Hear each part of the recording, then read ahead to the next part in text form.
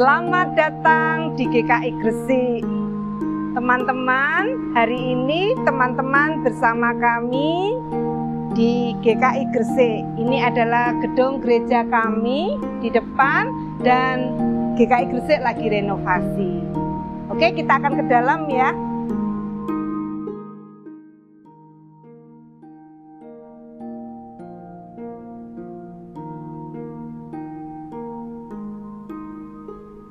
Teman-teman, ini adalah gedung gereja GKI Gresik. Kita ada di dalam gedungnya, ya. Nah, teman-teman, GKI Gresik sedang renovasi. Mohon bantu doa ya, dan mohon dukungannya supaya renovasi ini boleh berjalan dengan baik dan lancar. Kali ini, Bu Dina mewakili teman-teman dari Komisi Anak GKI Gresik.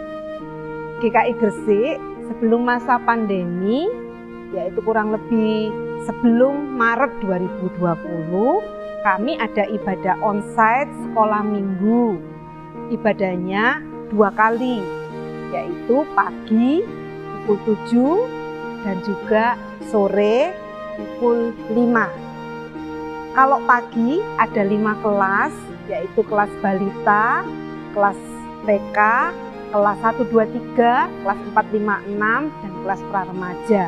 Kalau sore hanya 1 kelas dibuka untuk kelas balita sampai kelas 6. Nah, teman-teman, untuk yang kelas balita itu adalah kelas di mana adik-adik bayi dan juga mereka yang masih sekolah di kelompok bermain ataupun yang belum sekolah didampingi oleh para orang tuanya. Kalau kelas TK mereka sudah berani sendiri. Dan kelas 1, 2, 3, kelas 4, 5, 6 mereka sudah berani sendiri. Ada cukup banyak, kurang lebih 150-an kami ada di sekolah minggu. Terus untuk pra-remaja itu SMP kelas 7 sampai dengan kelas 9. Kalau pada masa pandemi saat ini, GKI Gresik untuk sekolah minggu masih online. Untuk sekolah minggu yang biasanya minggu pertama, kedua, dan ketiga kami harus melakukan recording dan syuting. Baik itu untuk ujian, firman, maupun juga untuk aktivitas. Tapi kalau minggu keempat kami mulai dengan Zoom pada bulan berapa ya, sudah beberapa kali ini. Nah, itulah sedikit cerita tentang GKI Gresik. Demikianlah teman-teman kelas-kelas di sekolah minggu GKI Gresik. Kita harus saling mendukung, kita saling menopang dan tetap semangat pada masa pandemi ini.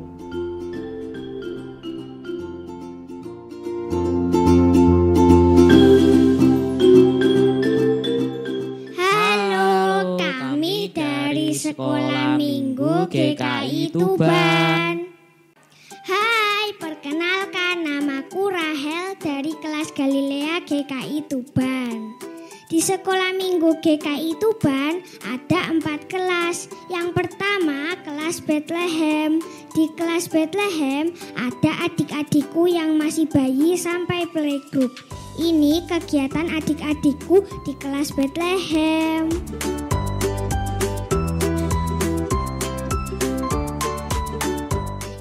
Kedua, ada kelas Nazaret. Di kelas ini ada adik-adikku yang masih TK. Ini kegiatan adik-adikku di kelas Nazaret.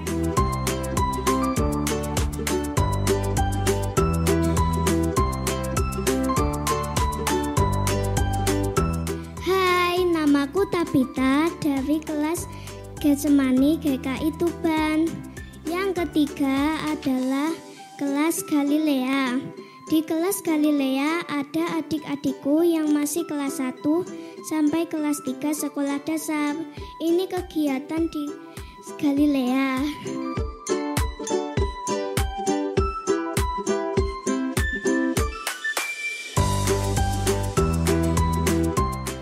Hai, namaku Deo dari kelas Getsemani GKI Tuban. Halo, yang terakhir adalah kelasku, kelas Getsemani. Kami semua dari kelas 4 sampai kelas 6 sekolah dasar. Ini kegiatan dari kelas kami.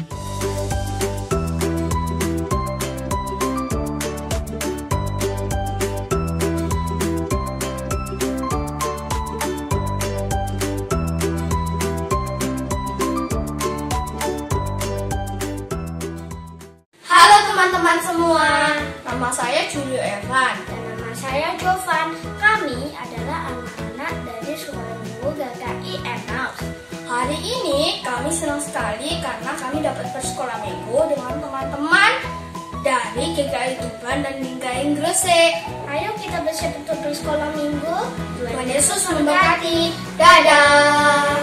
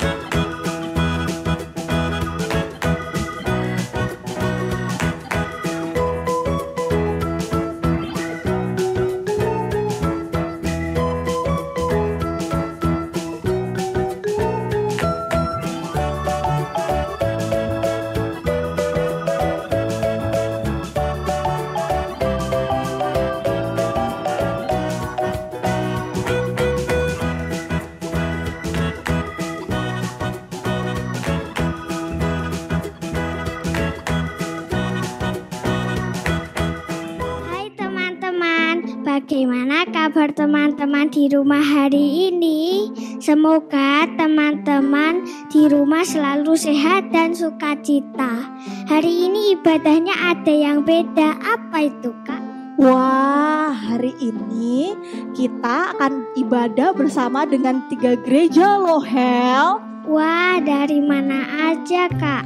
Nah, yang pertama ada teman-teman kita dari GKI Tuban. Mana suaranya GKI Tuban? Halo teman-teman dari GKI Tuban. Nah, yang kedua ada teman-teman kita dari GKI Gresik. Mana suaranya GKI Gresik? Halo teman-teman dari GKI Gresik, salam kenal. Dan yang ketiga ada teman-teman kita dari GKI Emaus, Hel. Mana suaranya GKI Emaus? Halo teman-teman dari GKI Emaus, salam kenal. Kami dari GKI Tuban, nama kakak Kak DJ. Namaku Rahel. Hel, kakak mau tanya nih, kalau Rahel dapat hadiah, Rahel seneng gak? Seneng, Kak. Wah, bagaimana dengan teman-teman semua? Pasti teman-teman juga senang kan dapat hadiah yang besar sekali. Kalau semua senang, mari kita pujikan "Oh Sukacitaku" ya teman-teman.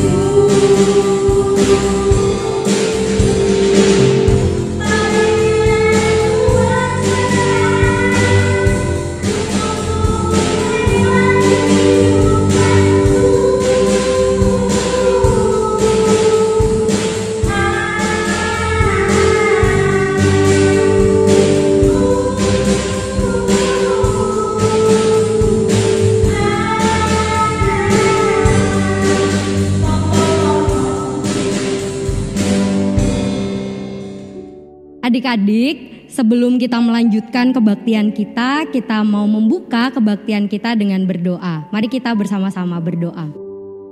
Ya Tuhan, kami bersyukur atas kesempatan yang luar biasa hari ini. Kami boleh bersama-sama bersekolah minggu. Kami dari GKI Tuban, GKI Gresik, dan GKI Emmaus.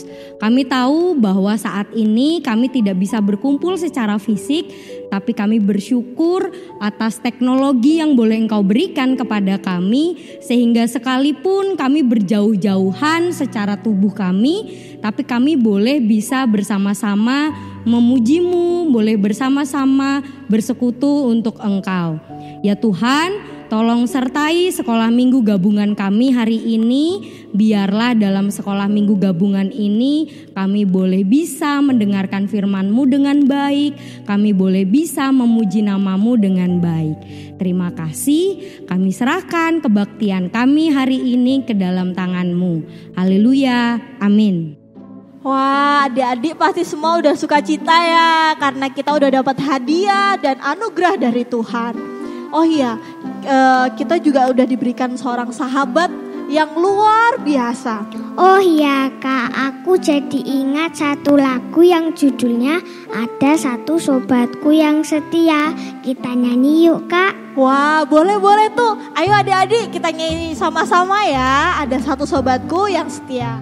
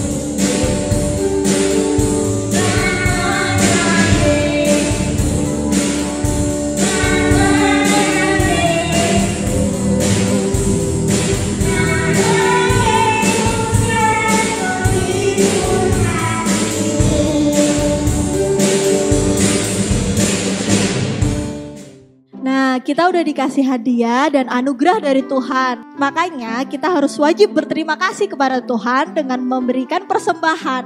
Adik-adik dapat meminta tolong kepada orang tua untuk memberikan persembahan ke gereja masing-masing ya. Dan untuk orang tua yang mendampingi dapat mengirimkan persembahan melalui scan QR atau rekening yang tertera di layar. Sambil kita mengumpulkan persembahan, kita pujikan emas perakku tak punya.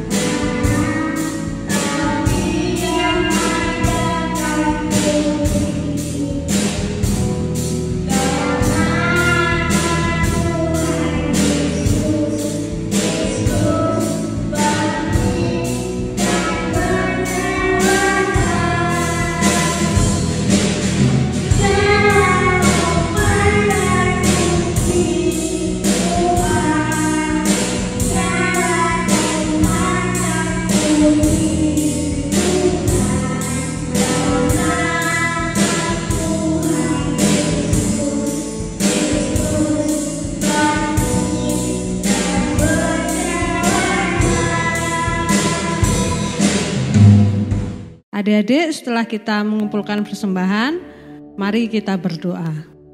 Tuhan Yesus, kami mengucap syukur atas persembahan yang kami kumpulkan pada hari ini. Engkau memberkati kedua orang tua kami yang bekerja, dan juga kiranya Engkau memberkati para majelis yang akan mengelola persembahan ini. Kami serahkan persembahan ini hanya ke dalam tangan anak-Mu yang tunggal, Yesus Kristus, Juru Selamat kami yang hidup. Kami berdoa dan mengucapkan syukur. Haleluya. Amin. Adik-adik, sekarang kita akan mendengarkan firman Tuhan. Kita siapkan hati dan pikiran kita ya untuk mendengarkan firman Tuhan. Sebelum mendengarkan firman Tuhan, mari kita pujikan Hebatlah Tuhan Yesus.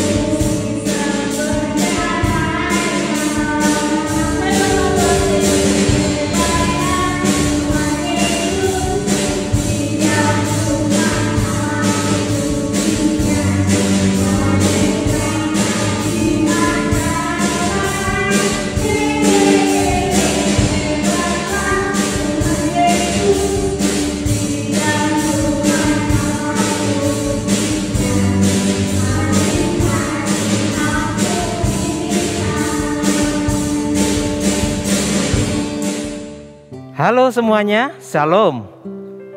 Semoga kalian sehat-sehat dan tetap semangat ya.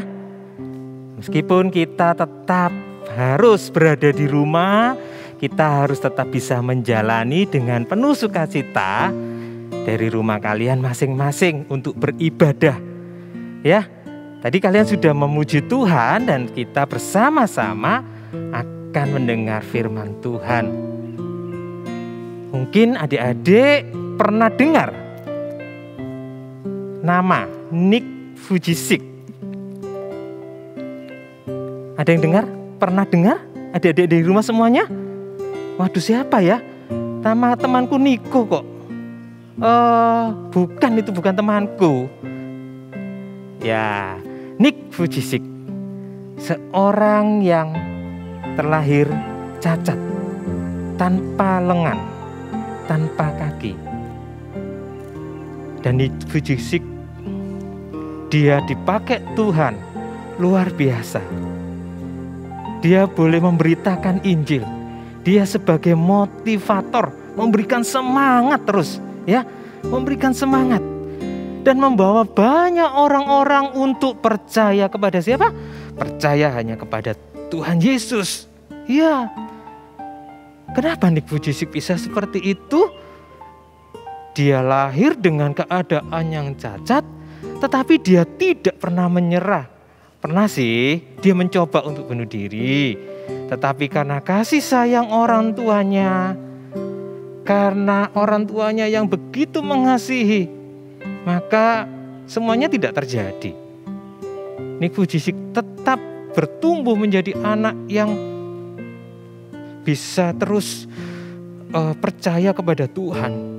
Dia percaya dengan sungguh-sungguh dengan keterbatasannya, karena dibimbing orang tuanya. Bayangkan dia harus dibimbing ya, karena dia tidak punya lengan, tidak punya kaki. Allah kita juga Allah yang mengasihi kita. Kalian pernah ingat Petrus? Siapa Petrus? Bukan tetangga sebelah, bukan. Petrus, muridnya Tuhan Yesus. Pasti kalian pernah dengar nama itu. Petrus, dia pernah melakukan hal yang mungkin membuat malu. Tapi kita lihat, perhatikan sekarang. Mari kita buka baik-baik. Kita baca firman Tuhannya di dalam Kisah Para Rasul pasal 3 ayat 1 sampai ayat 10. Ya, kalau di perikop dikatakan Petrus menyembuhkan orang lumpuh. Ayo, buka Alkitab kalian ya. Mari sama-sama kita perhatikan dan kita simak baik-baik. Pada suatu hari menjelang waktu sembayang, yaitu pukul 3 petang, naiklah Petrus dan Yohanes ke bait Allah. Di situ ada seorang laki-laki yang lumpuh sejak lahirnya sehingga ia harus diusung. Tiap-tiap hari orang itu diletakkan dekat pintu gerbang bait Allah yang bernama Gerbang Indah untuk meminta sedekah kepada orang yang masuk ke dalam bait Allah. Ketika orang itu melihat bahwa Petrus dan Yohanes hendak masuk ke bait Allah, ia meminta sedekah. Mereka menatap dia. Dan Petrus berkata, "Lihatlah kepada kami." Lalu orang itu menatap mereka dengan harapan akan mendapat sesuatu dari mereka. Tetapi Petrus berkata, "Emas dan perak tidak ada padaku, tetapi apa yang kupunyai, kuberikan kepadamu. Demi nama Yesus Kristus, orang Nazaret itu, berjalanlah."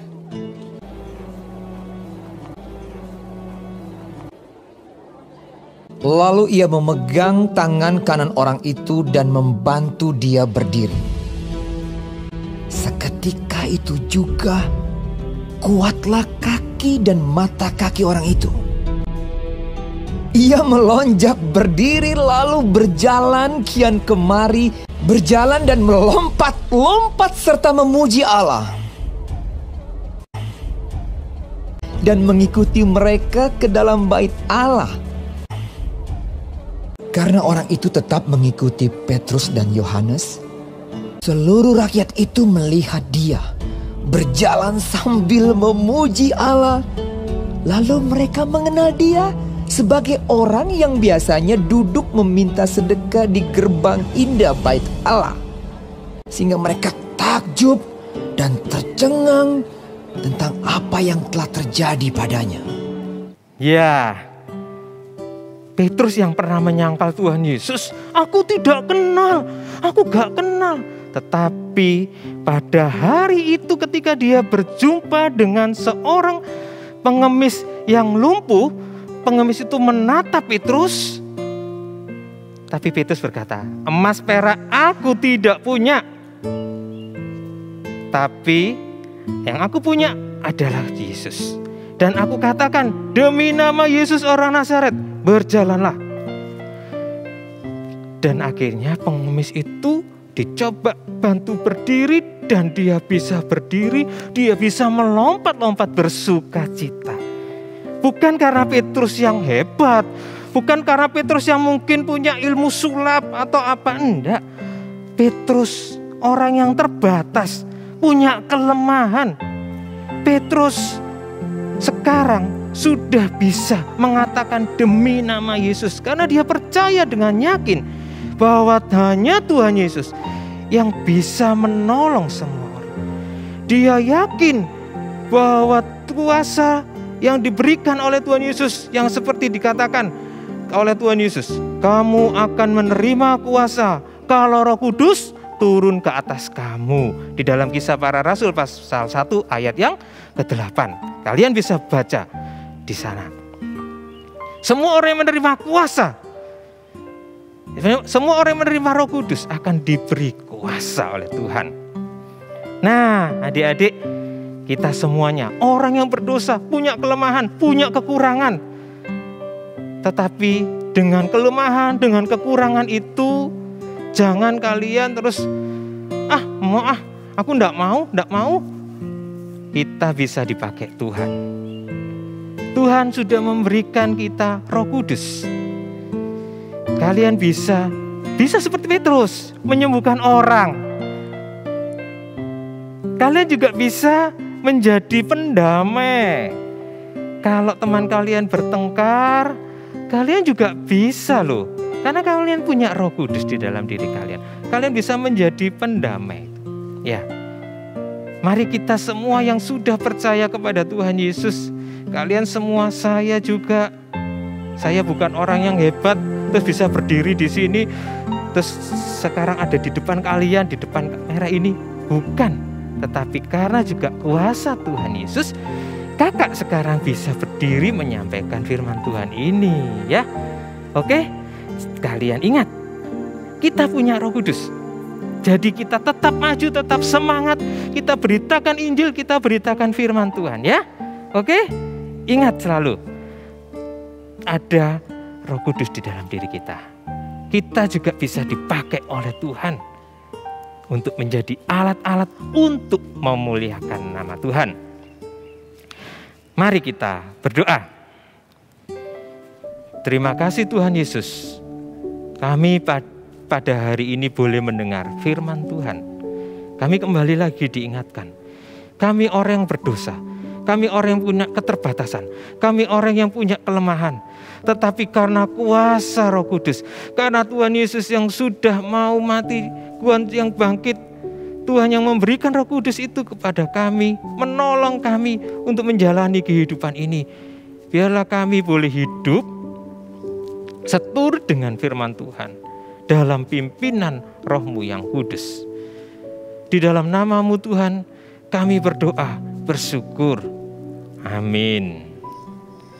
Ya, adik-adik, setelah ini kalian bisa mengerjakan aktivitas. Anak-anak yang kelas kecil, kalian bisa minta tolong papa dan mama untuk bisa mengerjakan aktivitas. Kemudian jangan lupa hasil aktivitasnya bisa difoto ataupun kalian bisa selfie dengan hasil karya aktivitas kalian, ya. Yang besar juga boleh mengisi kuis Alkitab sesuai dengan link yang kalian lihat di layar kalian masing-masing. Oke? Tetap semangat. Tuhan Yesus memberkati. Hai, ketemu lagi dengan saya, Kanovi di GKI Gresik. Kalau bersama dulu ya, adik-adik dari GKI Emmaus, hai. Adik-adik dari GKI Tuban, hai juga. Dan yang terakhir, adik-adik dari GKI Gresik, hai. Sekarang waktunya kita akan melakukan aktivitas. Tadi sudah mendengarkan firman Tuhan bahwa Tuhan Yesus berkuasa, memberikan kuasa kepada Yohanes dan Petrus untuk melakukan suatu mukjizat menyembuhkan orang lumpuh. Sekarang apa ya aktivitasnya? Yuk ikut Kanovi dulu. Sekarang aktivitasnya kita akan membuat salib dari kertas origami. Bebas ya adik-adik ya, kertas origaminya warnanya bebas juga. Langkah pertama yang kita harus lakukan adalah origami ini kita lipat jadi dua bagian seperti ini, ya. Karena pakai batu, pakai penggaris ya, biar rapi. Sini ya. Setelah itu kita buka, kita lipat lagi masuk ke dalam. Lihat ya, adik-adik ya. Oke. Penggaris aja biar rapi. Satunya lagi masuk lagi. Kita lipat lagi. Ini Ini yang kedua, yang ketiga. Langkah ketiga. Kita lipat lagi ke dalam lagi. Tengah-tengah ya.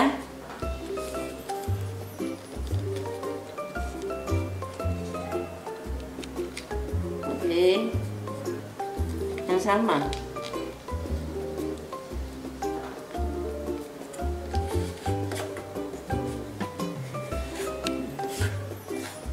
Satunya lagi masuk lagi.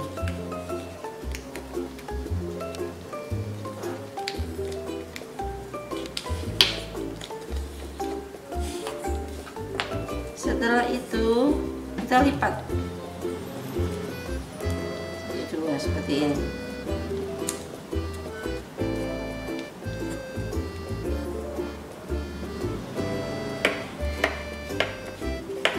Kita buka ya. Kita lipat yang atas ke tengah-tengah gini.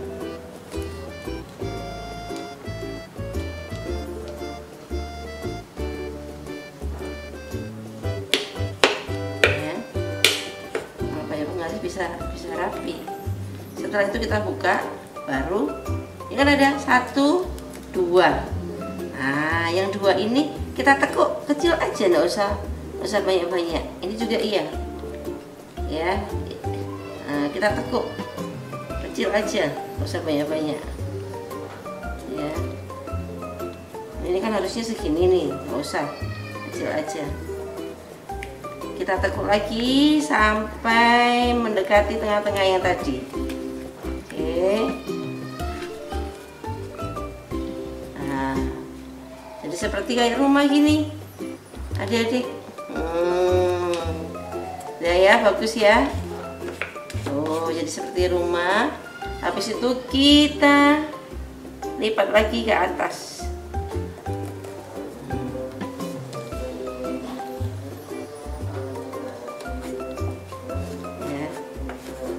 Setelah kita lipat, ini tadi kita tekuk ke belakang.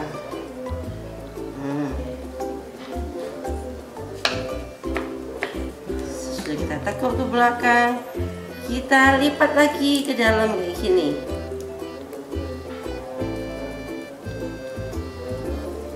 Ya, setelah kita lipat, ini kita lipat keluar gini.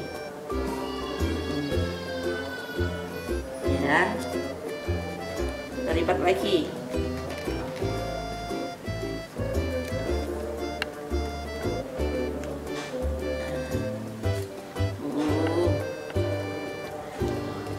Sudah. Jadilah salib. Ya. Ini posisi berdiri, posisinya tidur kayak gini. Jadi pasti bisa ya membuat salib. Nah, ini mengingatkan kita bahwa Tuhan Yesus berkuasa melakukan mukjizat seperti firman hari ini, bahwa melalui murid Tuhan Yesus Yohanes dan Petrus, Tuhan memberikan kuasa buat kedua murid itu melakukan mukjizat untuk menyembuhkan orang lumpuh. Oke, satu lagi. Oke. Sampai di sini aktivitas bersama dengan Kak Novi. Kak Novi tunggu aktivitasnya ya. Sampai ketemu di lain waktu.